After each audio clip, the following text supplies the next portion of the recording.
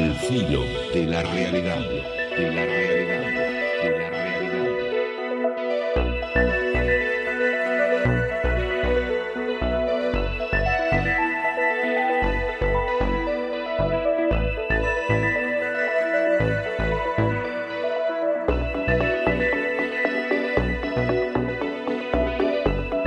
La edición de hoy de Al filo de la realidad. Pueden leer una información que aparece en Clarín, domingo 24 de noviembre, cortita, sobre la tumba de Tutankamón, porque dice el genial telefónica de Teleperso se quedó enojado porque dice que está despierta esperando que yo hable de pirámides y no hablé nada hasta ahora. Y bueno, Luis, yo no tengo la culpa de que la gente, vos sos testigo de que la gente está llamando por teléfono y eso sabes que es importante, ¿no?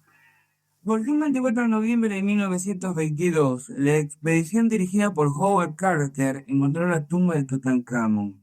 La historia había comenzado casi 10 años atrás, cuando Lord Carnarvon, un noble inglés, tuvo un grave accidente automovilístico y los médicos le recomendaron que viajara a Egipto para recuperarse. Allí descubrió una nueva pasión, la arqueología. Como era muy rico, organizó un grupo de investigación a cargo del joven arqueólogo Carter. Quiere encontrar un mecenas hoy en día, ¿no? Que le banque la agua. Durante muchos años, la búsqueda de antiguos monumentos pareció destinada al fracaso, a pesar de la confianza de los dos hombres. Pero en noviembre de 1922, decidieron volver a excavar en una zona que habían abandonado hacía 6 años. A los primeros golpes de pico, surgió la entrada de una tumba real. Carter hizo trabajar sin descanso a sus hombres hasta que despejaron una escalera que descendía hacia las profundidades y llegaba a una nueva puerta.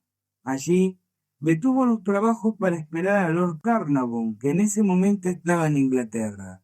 Por fin se reanudó la excavación y se descubrió la cámara de un sepulcro que tenía 8 metros de largo por 3 metros 60 de ancho y estaba repleta de objetos preciosos, estatuas, muebles y adornos. La tumba pertenecía a Tutankamón, un rey de poca importancia, muerto a los 19 años, del que solo se sabía que había gobernado alrededor del 1350 a.C. John Carter, lo único notable de su vida fue su muerte y su fastuoso entierro. Los trabajos continuaron durante meses y en febrero de 1923 se llegó a la sala que contenía realmente el féretro real. El sarcófago se abrió recién en 1924, pero Lord Carnarvon ya no estaba presente. Había muerto en abril de 1923, y con su muerte comenzó la leyenda de la maldición de Tutankamón. Por lo menos 10 miembros del equipo que descubrió la tumba murieron en pocos años, en extrañas circunstancias, picaduras de insectos, fiebres desconocidas, suicidio. ¿Pura casualidad? Así termina el artículo de Clarín del día de hoy. Así no termino yo, porque les cuento un par de datos que voy a ampliar el próximo programa. Primero, algo que los científicos acaban de descubrir. Esto es para el escándalo. Tutankamón no era un rey, era una reina, era mujer, y murió de un aborto. Y fue sepultado con los 2 pequeños fetos que le trajeron durante el aborto. Y el pene del cuerpo de Tutankamón no pertenecía obviamente a la mujer que tenía senos, sino perteneció al eunuco, que le fue embalsamado y se lo colocaron a la momia, no sé si me explico. En segundo lugar, Tutankamón, o Tutankamón, no sé cómo, Tutankamita, porque era chiquita joven, fue asesinada. Y en tercer lugar, la maldición existía, no fueron 10 como dice Clarín, fueron 24 los muertos, les voy a contar algunos de los casos. Pero ¿saben cómo murieron? Aparentemente todas las investigaciones apuntan a esto. Los egipcios, los sacerdotes egipcios, los hierofantes, manejaban muy bien 2 técnicas. Una, la conservación de hongos en esporas, latentes, en el aire residual de las cámaras, para que cuando las cámaras fueran abiertas, en contacto con el aire renovado y con el aporte de oxígeno, se activaran los esporos, ingresaran por las vías respiratorias, infectaran los pulmones y provocaran muertes por distintos estados febriles o alteraciones en el sistema neurológico, con depresiones, obviamente, tendientes al suicidio. Lo otro que parecían conocer muy bien los sacerdotes egipcios era una pasta radiactiva, y bastaba que untaran con esa pasta radiactiva parte del mobiliario de una tumba no profanada. Ya saben que los elementos radioactivos sobreviven decenas de miles de años, no unos pocos miles de años, decenas de miles de años. Entonces una tumba se abre 6.000 años después de haber sido cerrada y todavía la radioactividad está en funcionamiento y eso puede provocar perturbaciones psicológicas o más concretamente neurológicas que terminan repercutiendo en falencias cerebrales o perturbaciones fisiológicas que arrastran a muerte. De la maldición de Tutankamón y de las pirámides de Egipto y de las energías de las formas de las pirámides vamos a hablar la próxima semana.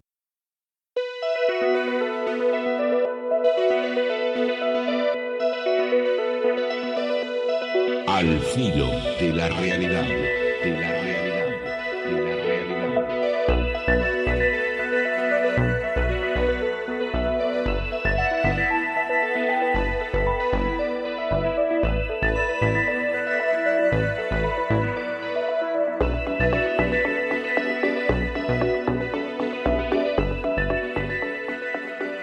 Muy puntualizado una semana atrás, el hecho de que la gente generalmente ha dado una excesiva importancia al tema de las pirámides en Egipto, olvidándose que hay un montón de naciones en el mundo que tienen pirámides, encierran enigmas y que quizás cualitativamente son más importantes que las pirámides egipcias. Acá hay una cuestión cultural, y pienso que con eso vamos a estar todos de acuerdo. Los americanos, quienes vivimos en el continente americano, olvidamos demasiado frecuentemente el hecho de que nuestro propio continente, sus grandes extensiones aún inexploradas, grandes extensiones de bosques y de selva en el Amazonas, de bosques en América del Norte, de desiertos, en la propia República Argentina, aún no han sido hollados por el pie del hombre.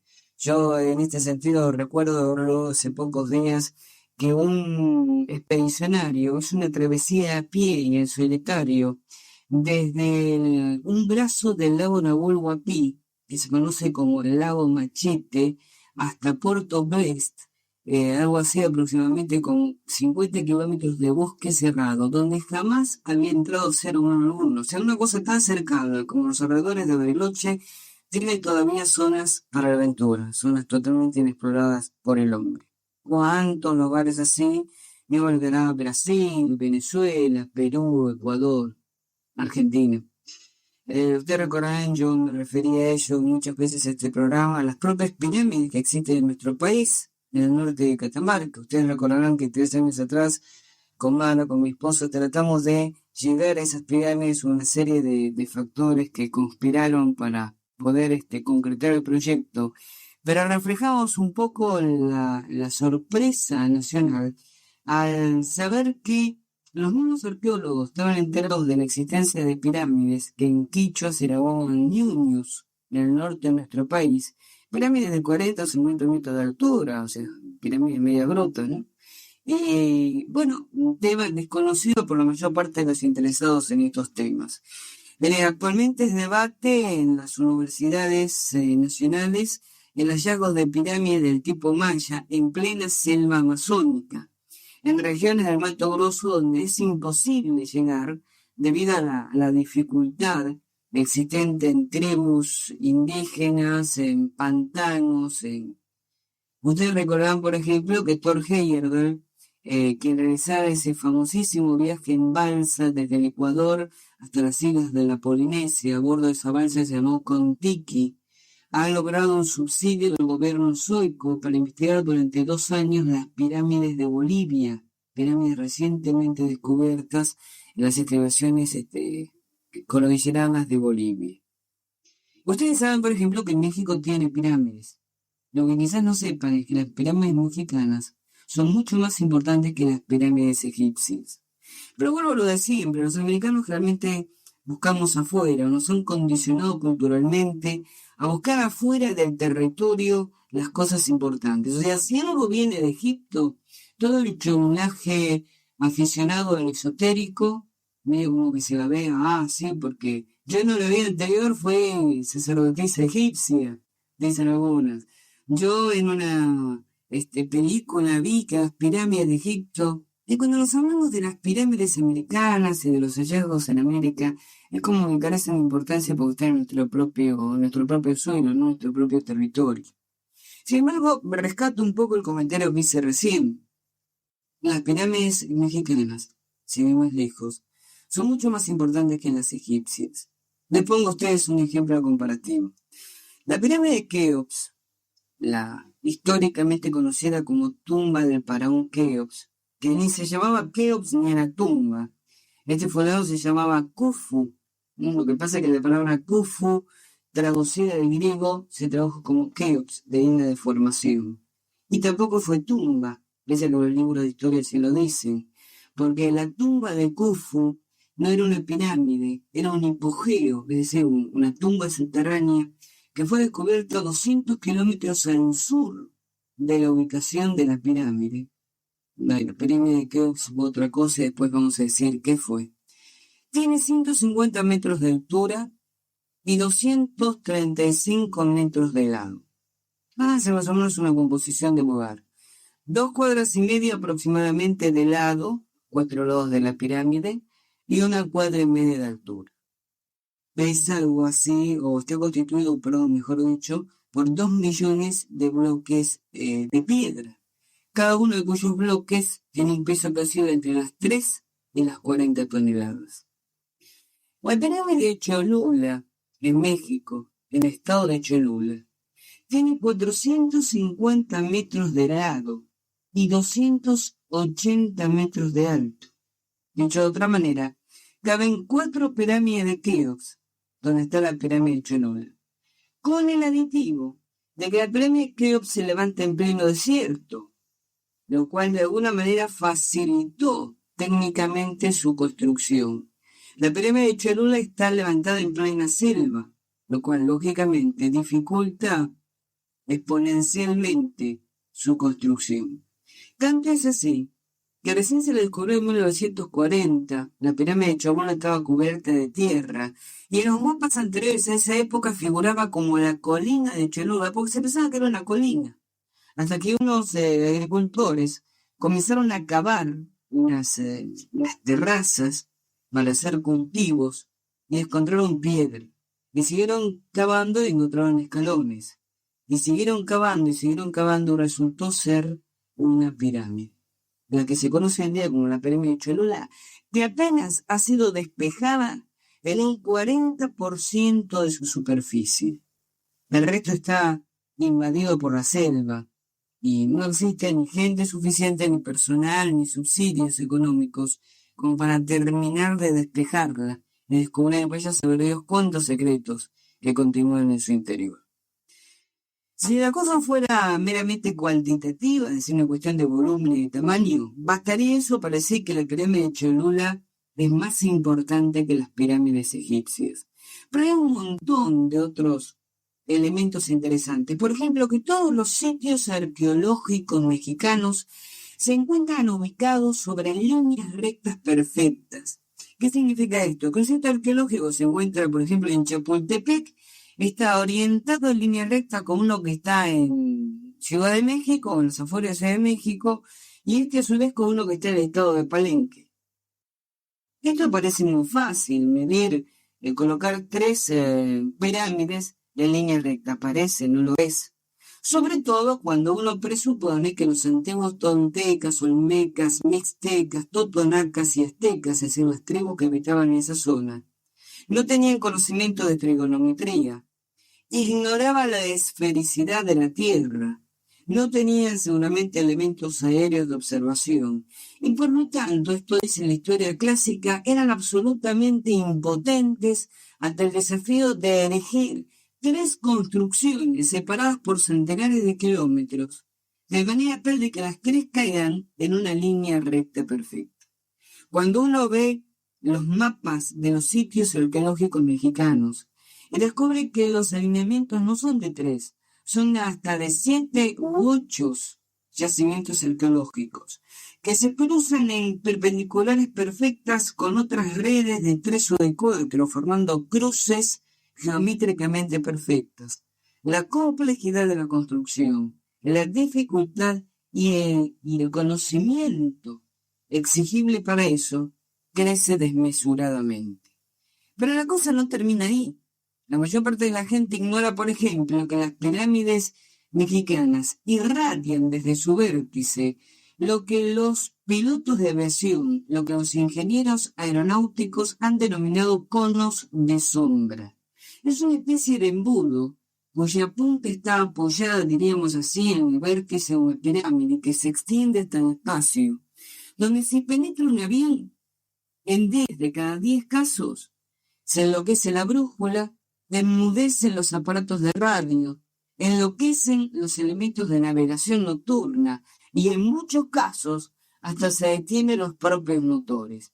De manera tal que todas las líneas comerciales de aviación que vuelan sobre territorio mexicano tienen diagramadas sus rutas aéreas, sus pasillos aéreos, que son algo parecido a rezos, evitando los centros arqueológicos de mayor importancia, porque son conscientes de ese silencio del radio, de ese cono de sombra, como decían los ingenieros, que generan las pirámides.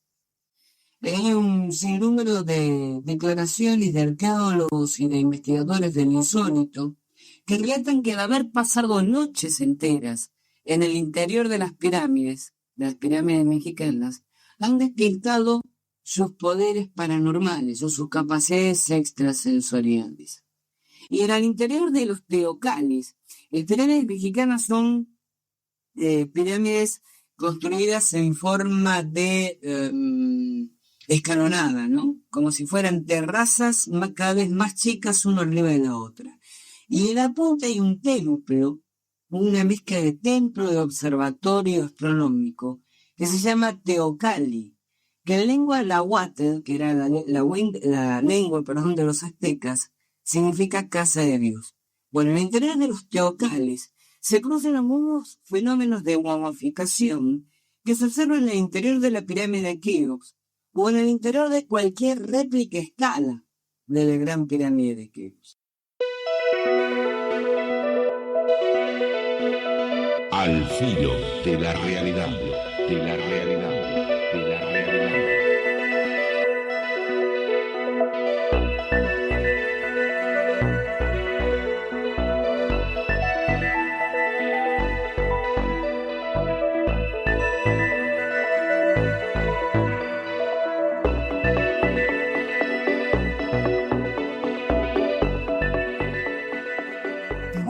De hablar ahora un poco de pirámides mexicanas, y me voy a las egipcias. ¿Por qué son tan enigmáticas las pirámides egipcias? Vamos a hablar de una en particular, de la más conocida. Quizás es sobre lo cual muchos de ustedes estaban esperando que yo comentara, porque esta semana mucha gente se acercó y me ha dicho, me quedé con ganas de escuchar hablar de las pirámides. Vamos a decir, súper bien, como dije antes. Pero bueno es que tanta gente nos haya llamado porque habla bien, muy bien, de la respuesta que tenemos con esta propuesta. Entonces, mucha gente está esperando que yo comente algo de pirámides egipcias, del poder de las pirámides. Este tema evidentemente no se va a agotar hoy, pero vamos entrando un poco en clima. Y la primera pregunta es, ¿por qué son tan particulares las pirámides egipcias? ¿Por qué es tan particular la pirámide de Keops? ¿Qué es la pirámide de Keops? Yo la definiría como una especie de biblioteca de piedra, un compendio de la sabiduría de los antiguos egipcios, seguramente muy anterior al tiempo histórico en que trata de adjudicarse en la construcción. Los arqueólogos oficiales dicen que fue construida entre el 2600 y el 4500 a.C. La propia ambigüedad de la antigüedad habla de la inseguridad de los arqueólogos en cuanto a quién la construyó, cuándo y cómo. Y una cosa de la cual yo estoy absolutamente cierto es que es muy dentro de esa fecha. Yo especularía con 12.000 años antes de Cristo. especuló en esa fecha por un montón de factores astronómicos respecto a la orientación de la pirámide. Especulo con esa fecha porque yo estoy convencido que no los constructores, pero sí los arquitectos, es decir, quienes dirigieron la construcción, fueron sacerdotes atlantes. Y recordemos que la Atlántida desaparece aproximadamente en el año 11.000 a.C. Considero que es una biblioteca de piedra, lo dije, es una especie de compendio de la sabiduría de los antiguos egipcios y atlantes. Y ustedes se preguntarán, ¿por qué hecho en piedra? ¿Por qué un material tan rudo, tan vasto, tan elemental? Si eran tan inteligentes los antiguos, no pudieron haber dejado ese mismo conocimiento en libros, en microfilms, en edificios de hierro, de metal. Y sin embargo, hay una cosa absolutamente lógica para suponer que una civilización, sobre todo espiritualmente muy avanzada, que de alguna manera sabe lo que va a ocurrir en los milenios por venir, y no una civilización como la nuestra, muy tecnológicamente desarrollada, pero que vive estrictamente al día. Porque, dejando de lado las investigaciones de algunos sociólogos y futurólogos, ¿cuántos de los que me escuchen en este programa se han puesto a especular, pero a especular con criterio y con sensatez, respecto a qué puede pasar con nuestra cultura y nuestros conocimientos en los próximos 1.000 años, 2.000, 10.000 años? No, nuestra civilización vive al día. Y quizás los antiguos no. Quizás los antiguos sabían lo que podían esperar con la Atlántida. Sabían que todas las culturas, inclusive la egipcia, con el alto pico de desarrollo que había alcanzado, no puede escapar al ir y venir, ¿no? Al flujo y reflujo de todas las culturas, que alcanzan un pico de máximo desarrollo y después inexorablemente caen, porque eso es lo que enseña la historia. Y eso es lo que nos va a pasar a nosotros si no aprendemos también de la historia. Decía un filósofo, cuyo nombre no recuerdo: los pueblos que no aprenden del pasado están condenados inexorablemente a repetirlo. Y eso quizás también nos pase a nosotros en el futuro. Pero bueno, volviendo violentamente al punto de partida. ¿Por qué de piedra y no de metal o de plástico si era tan avanzada esa civilización? Tenemos que ubicarnos primero en algunos conceptos básicos. En primer lugar, yo creo que culturalmente las civilizaciones desaparecidas no eran igual que ahora, donde el conocimiento está distribuido entre cualquiera. O sea, cualquiera puede ir a la universidad, cualquiera puede ir a un colegio y aprender un oficio, aprender una profesión, saber lo mismo después de varios años de aprendizaje que sabe el vecino, el ingeniero de la vereda de enfrente. El antiguo conocimiento era esotérico, es decir, estaba encerrado en una élite. El conocimiento era solo manejado por unos pocos. Los antiguos creían, mucho más que nosotros, que el conocimiento es poder. Y que es peligroso que el conocimiento caiga, el conocimiento intelectual digo, caiga en manos de personas sin la adecuada preparación espiritual. Las guerras de la actualidad y el estado caótico social en que vivimos, pese a nuestra tecnología, nos dice que quizás los antiguos tenían mucha más razón de lo que creemos. No vale de nada el conocimiento, no vale de nada dominar la tecnología, no vale de nada tener el poder material, si eso no se acompaña con una evolución o un desarrollo espiritual. Y esto lo estamos notando de alguna manera en la moderna parapsicología. ¿Cuánta gente se acerca a los cursos de parapsicología? ¿Cuántos de los que me están escuchando van a los cursos de control mental? Y lo único que les interesa es aprender truquitos, es aprender técnicas, aprender artes. ¿Cómo puedo hacer para reventar a la mujer que le puso el ojo a mi marido? ¿Cómo puedo hacer para que el jefe me aumente el sueldo? ¿Cómo puedo hacer para que mi hijo vaya mejor en el colegio?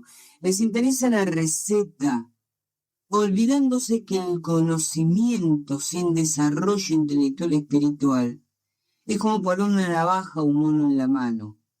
Podrá servir para cortar, pero también podrá cortarse con ella. Es necesario el desarrollo interior, es necesario la meditación, en el buen sentido de la palabra. No 4 estúpidos sentados alrededor de una vela cantando Om, sino la meditación como elaboración, como repensar las razones por las que actuamos, cómo actuamos y para qué actuamos. Es necesario madurar espiritualmente para que esos conocimientos que a través de la parapsicología o del control mental estamos aprendiendo no provoquen dañando a los demás, o como en ese dibujo animado El aprendiz de brujo de Disney, ¿se acuerdan ustedes? Un hechicero, un brujo, que tenía el poder de hacer que las cosas inanimadas se pusieran en movimiento. Entonces Mickey, el ratón Mickey, era el aprendiz y lo ayudaba con la limpieza, a preparar la comida, para algún día poder aprender lo suficiente. Y como no quería esperar tantos años, lo espía por el ojo de una cerradura. Un día que el hechicero se va, él, que había aprendido así, digamos, de contrabando, todas sus artes, sus maleficios, decide poner en movimiento una escoba para que barra sola y él no tener que tomarse el trabajo, no esforzarse por trabajar. Y entonces pone en práctica el ritual y la escoba se pone en movimiento y empieza a barrer y la quiere parar y no sabía cómo. Entonces le pega un hachazo, pero genera 2 escobas que se le escapan de control y sigue pegando hachazos y aparecen 8, 16, 32, 64 que empiezan a acarrear agua y empiezan a desparramar agua y empiezan a inundar la cueva. Hasta que al final salva las papas el hechicero, que vuelve a tiempo y hace que los elementos de la naturaleza vuelvan a ser lo que eran, ¿no? Objetos inanimados. La mayor parte de la gente que está haciendo cursos de control mental y de parapsicología son aprendices de brujos. Se dañan a sí mismos y lo que es más trágico, dañan a los demás.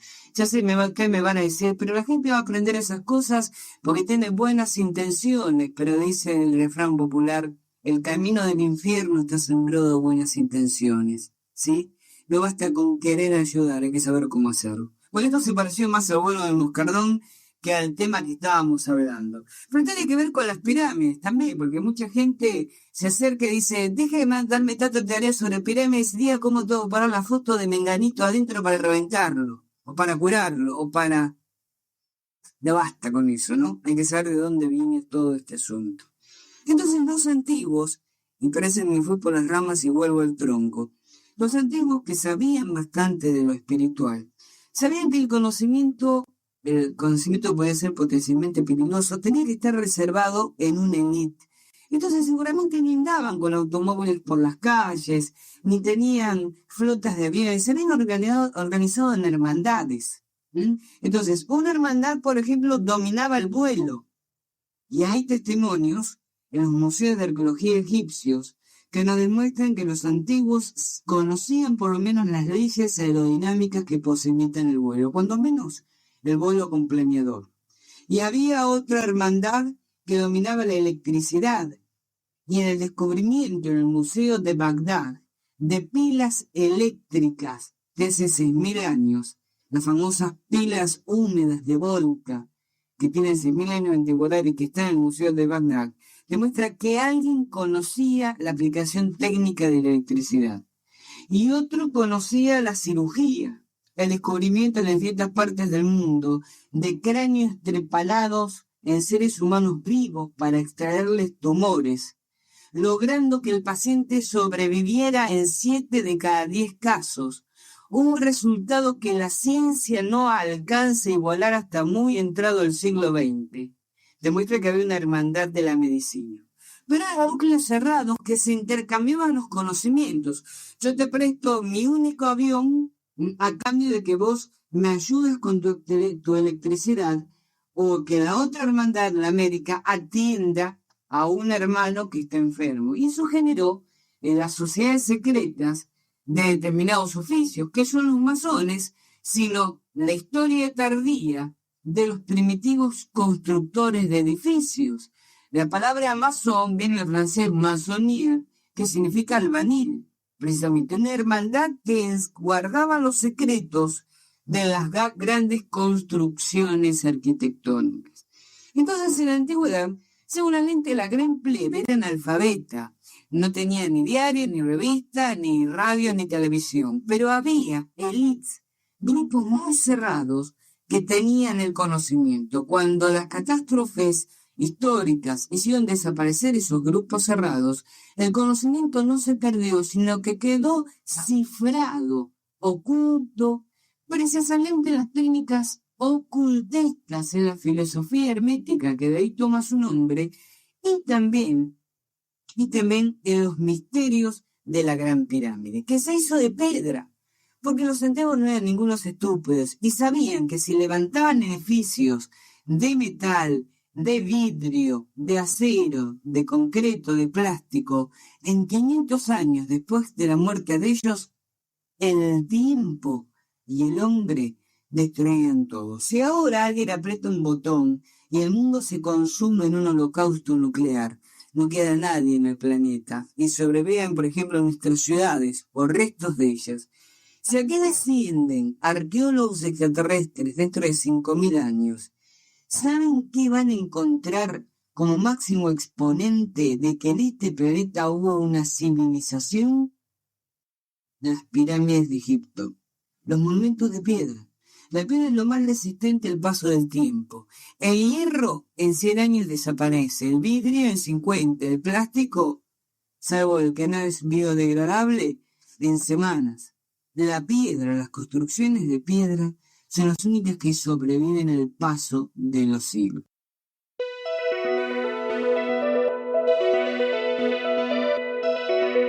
Al filo de la realidad, de la realidad, de la realidad.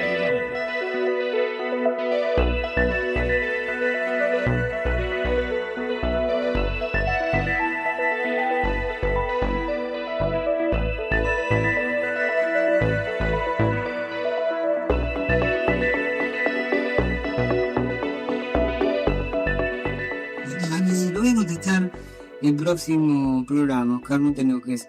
Diciéndome si las pirámides con una cara distinta de cada color sirven para curar problemas de salud. De eso voy a hablar la próxima semana cuando hable de aplicaciones de las pirámides. Pero quiero redondear el concepto de qué es de enigmático en las pirámides. Todas las pirámides actúan como acumulador de algún tipo de energía.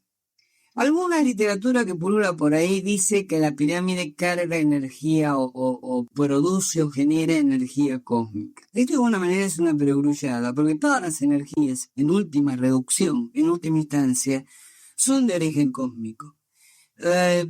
Lo que sabemos es que cuando yo construyo una pirámide que réplica a escala de la Gran Pirámide de Keops, y ya les voy a dar las especificaciones para saber cuándo es réplica y cuándo no, y la oriento adecuadamente, en su interior se acumula, se concentra un tipo de energía que no es ni calórica, ni electromagnética, ni radiactiva.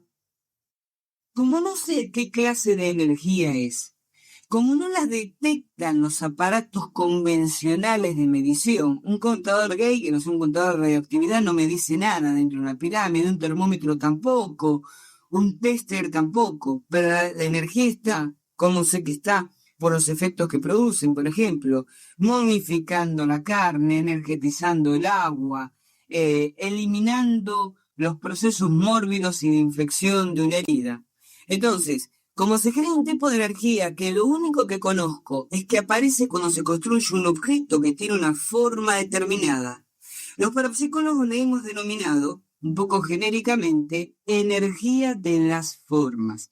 La energía de las formas es toda energía que se manifiesta cuando construimos objetos con una relación geométrica determinada. Por ejemplo, la pirámide, por ejemplo, ciertos conos, por ejemplo, hemisferas, espirales, y en el ambiente parapsicológico los elementos que se conocen como bomba C30, tabla radiónica, cañón orgónica, acumulador psicotrónico. Les voy a ir hablando todos esos aparatitos en los próximos programas. ¿Entienden en particular la pirámide de Keops? Si ustedes multiplican la altura por 1.000 millones, una cifra redonda de exactamente la distancia de la Tierra al Sol, lo cual habla de los grandes conocimientos astronómicos de los antiguos constructores. La pulgada piramidal, es decir, la medida base sobre la cual fue hecha la pirámide, multiplicada por 100 millones, de exactamente una 18ª parte del meridiano terrestre. Es decir, que para poder calcular esa pulgada tenían que conocer los egipcios cuál era la circunferencia del planeta Tierra. Si ustedes trazan una línea que rodee el globo terráqueo y que pase por la punta de la pirámide, divide en partes iguales las tierras sumergidas de las tierras emergidas del planeta, lo cual habla de que no solo los antiguos conocían la esfericidad del planeta, sino que la habían recorrido toda, porque conocían su geografía. Después, por ejemplo, podemos decir que los grandes enigmas se radican en la construcción. Siempre tenemos la idea de que los egipcios construyeron la pirámide. Esto fue una mentira que echaba a correr en su momento Herodoto, ¿no? Algo así como 100.000 esclavos trabajando durante 30 años en jornadas de 20 horas cada uno, con enorme tasa de muertos, lograron construir las pirámides. Esto no soluciona las grandes dificultades técnicas, cuando elevar grandes bloques de piedra hacia su ubicación definitiva. Pero lo más interesante es que descubrimientos que tienen apenas unos meses de antigüedad, realizados en Egipto de archivos de papiros, demostraron que en realidad el primitivo imperio egipcio era un imperio socialista, donde nadie trabajaba más de 6 horas por día. Y fíjense qué interesante. El egipcio del pueblo, el obrero del pueblo, trabajaba 8 meses en los cultivos, aprovechando que se retiraban las crecidas del río Nilo y los desiertos quedaban cubiertos por una capa de limo, de barro fertilizado, muy apto para el cultivo. 8 meses del año trabajaba en turnos rotativos de 8 horas en los cultivos. Y 4 meses del año, para no estar inactivo, esta es una muy buena decisión política del faraón, para no traer tanta gente sin hacer nada que podría significar eventualmente situaciones sociales, motines sociales, eran llegados a trabajar en obras públicas, como por ejemplo las pirámides, en turnos de 6 horas. Estaban organizados por sindicatos, y uno de los papiros que se descubrió recientemente era un grupo de capataces que le presentaban reclamos al faraón amenazándolo caso contrario en ir a la huelga. Es el lenguaje del capataz egipcio que a latigazo limpio hacía trabajar a sus hombres. Es falsa.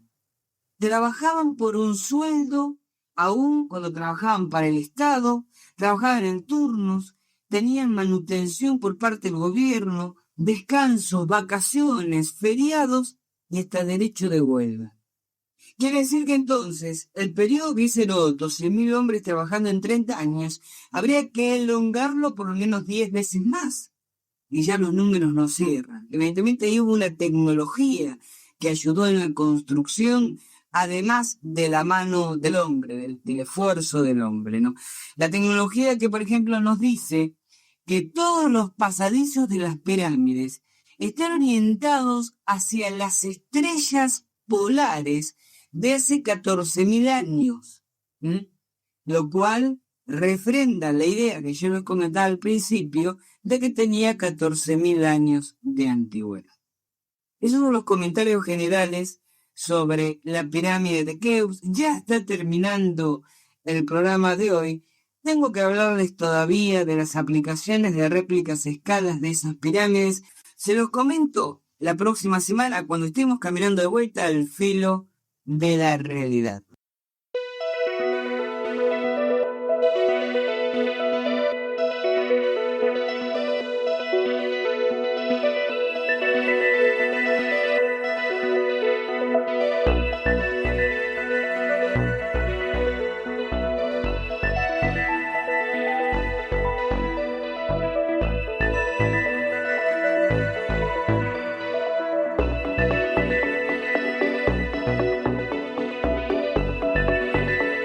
Al filo de la realidad.